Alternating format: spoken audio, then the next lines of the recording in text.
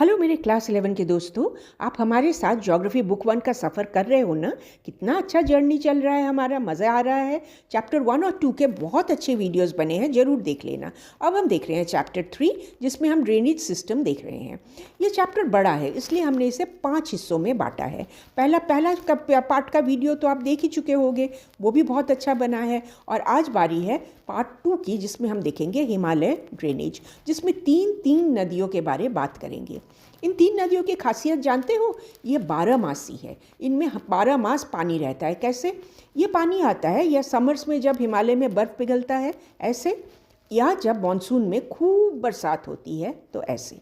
तो हिमालयन नदियाँ का विकास कैसे हुआ, इसको भी हम थोड़ा सा जान लेते हैं। आज से ना बहुत बहुत बहुत साल पहले असम से लेकर पंजाब तक एक विशाल नदी थी। देखो इसको, असम, लोअर पंजाब से लेकर एकदम गल्फ ऑफ सिंध तक ये चलती थी। इतनी बड़ी जो नदी थी, इसको हम आज शिवालिक नदी या इंडो ब्रह्म नदी कहेंगे। और ये नदी ना हिमालय के पैरेलल चलती थी। देख रहे हो इसको? तो ये समय जैसे बीतता गया, ये इंडो ब्रह्म नदी 3 हिस्सों में बट गया। पश्चिम में था सिंधु और उसकी 5 सहायक नदियाँ, मिडिल में गंगा और उसकी सहायक नदियाँ, और ईस्ट में बने ब्रह्मपुत्र और उसकी सहायक नदियाँ। ठीक है, गुड। तो आप सोच रहे होंगे, तो एक नदी थी, 3 कैसे बन गए?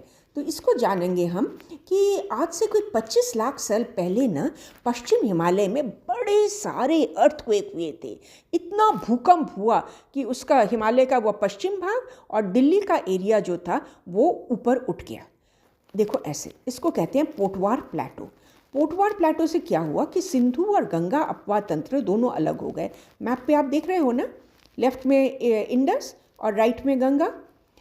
थोड़ा और टाइम बीता, कोई 5.5 लाख से 7 लाख साल पहले ईस्ट की तरफ, पूर्व की तरफ जो राजमहल प्लेटो था और शिलोंग प्लेटो था, उसके बीच का एरिया धंस गया, बैठ गया।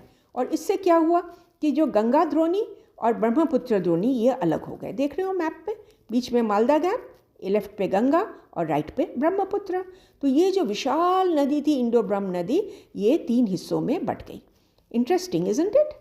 तो आज हमारा फोकस रहेगा इंडस रिवर बेसिन, सिंधु नदी द्रोणी से। सिंधु नदी ना विश्व की 14 सबसे बड़ी नदियों में मानी जाती है। साइज से ही आपको पता चल जाएगा, देखो इसका साइज। और ये जो सिंधु नदी है, ये थोड़ा हिस्सा इसका भारत में है, ज़्यादातर हिस्सा इसका पाकिस्तान में है। भारत में ही देखो कितना सारा कितनी लंबी जर्नी करती है भारत में ही।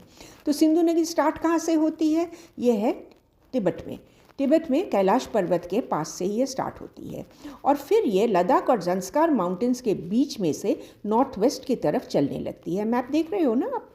हाँ। तो कश्मीर के पास गिलगिट नाम के जगह पे ये एक बहुत बड़ा खड्ड बनाती है। खड्ड या गॉर्ज का मतलब तो जानते हो? जब 2 पहाड़ों के बीच में से नदी अपना रास्ता काट के निकाल लेती है, उसको कहते हैं गॉर्ज या खड्ड।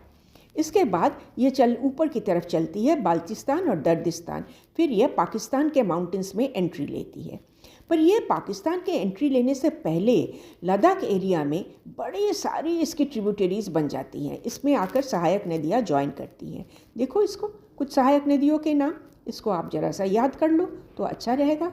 ओके, तो अब हम आगे बढ़ेंगे। और ये सिंधु नदी जो इतनी बड़ी हो गई है, इतने सारे रिवर्स को लेकर, अब यह पहुंचती है पाकिस्तान के माउंटेन्स के बीच में से होती हुई पाकिस्तान के प्लेन्स में, और निकलती है अटक नाम की एक जगह पर। और फिर ये चल पड़ती है साउथ की तरफ, क्योंकि ये चाहती है मीट करना पंचनद से। पंचनद है, ये देख रहे हो आप, 1 2 3 4 5 इनकी मीटिंग होती है। ये भारत से चल के आती है और यह पाकिस्तान में आकर इनसे मुलाकात करती है, इंडस से। पर मुलाकात से पहले हम इन 5 नदियों के बारे में थोड़ा सा जान लें। ये जो 5 नदियाँ हैं, ये आप देखोगे कि वेस्ट की तरफ जो है यह झेलम और चिनाब, और ईस्ट की तरफ है रावी, सतलुज और ब्यास। तो हम झेलम नदी से शुरू करते हैं, काफ़ी बड़ी नदी है ना। तो झेलम नदी जो है ये स्टार्ट करती है कहाँ में? कश्मीर में पीर पंजल रेंज से। देखो यहाँ स्टार्ट कर रही है, और कश्मीर में ये बनाती है वुलर लेक, और फिर यह पाकिस्तान में पहुँचकर आ जाती है एक जगह झांग नाम के एक शहर में। पहुँच गई झांग, ठीक है। और झांग में इसकी मीटिंग हो जाती है चिनाब रिवर से। चिनाब रिवर जो है ये चंद्र और भागा दो नदियां हैं हिमाचल में, इनके जुड़ने से बनती है और ये भी विशाल नदी है, देख रहे हो इसका लेंथ। तो चिनाब नदी भी पाकिस्तान में जब आ जाती है तो यहाँ ये मीट करती है झांग में, और इन दो नदियाँ या झेलम और चिनाब ये दोनों यहाँ एक साथ जुड़ के एक बड़ी सी नदी बनाती है। तो Jhang Pakistan is an important place क्योंकि यहाँ दो नदियाँ मिल रही हैं। अब हम देखते हैं थर्ड रिवर रावी के बारे में। रावी स्टार्ट करती है रोहतांग पास के और ये चलती है चंबा वैली से और चलती हुई धीरे धीरे पाकिस्तान में आ जाती है और यहाँ आ जाती है सराय सिद्धू नाम के जगह पे। सराय सिद्धू को आप अगर देखो ये झांग के नीचे है, तो ऊपर से जो रावी झेलम और चिनाब की धारा आ रही थी वो यहाँ रावी से मिल जाती है।